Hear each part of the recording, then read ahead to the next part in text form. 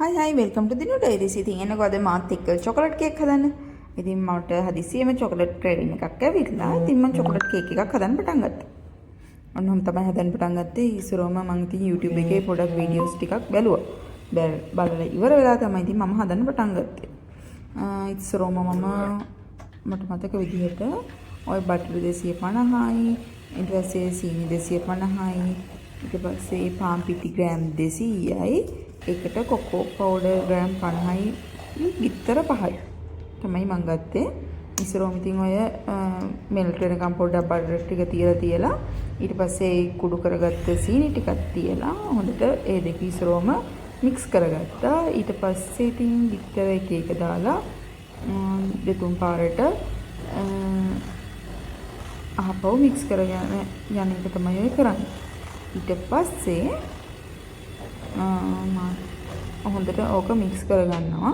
ඒ video වල කියපු විදිහට අනුව බිත්තර දාලා තමයි අපි හොඳට මික්ස් කරගන්න ඕනේ. එතකොට තමයි කේක් එකේ සොෆ්ට් ගතිය වැඩි වෙන්නේ.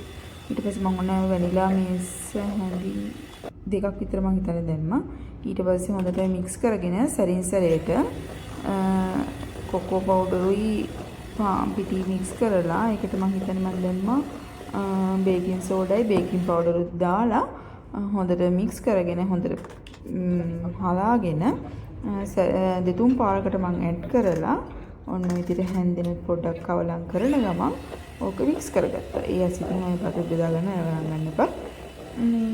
ඊට පස්සේ ඉතින් ඔන්නම මික්ස් කරගෙන ගියා. ඉතින් අවසන් ටිකක් දාගෙන මික්ස් කරා.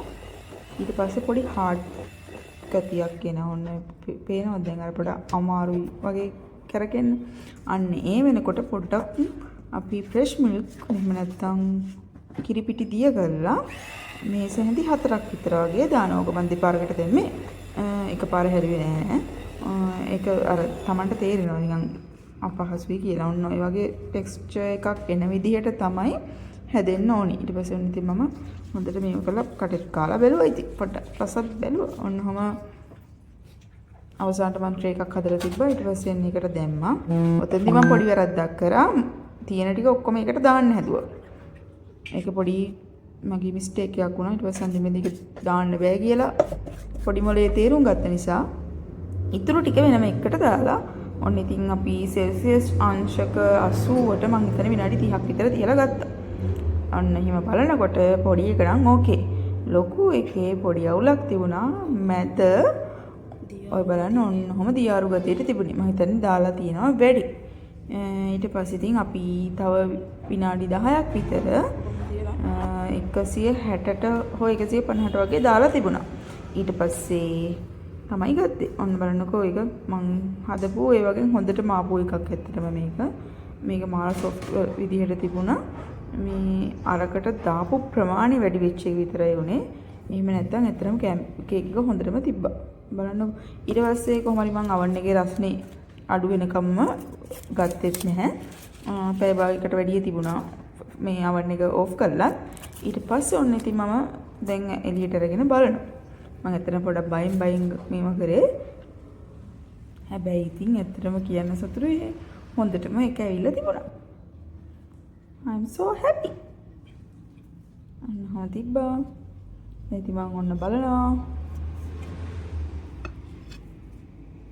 හරි ලස්සනට කෙපෙනවානේ. හරි ආසීතු.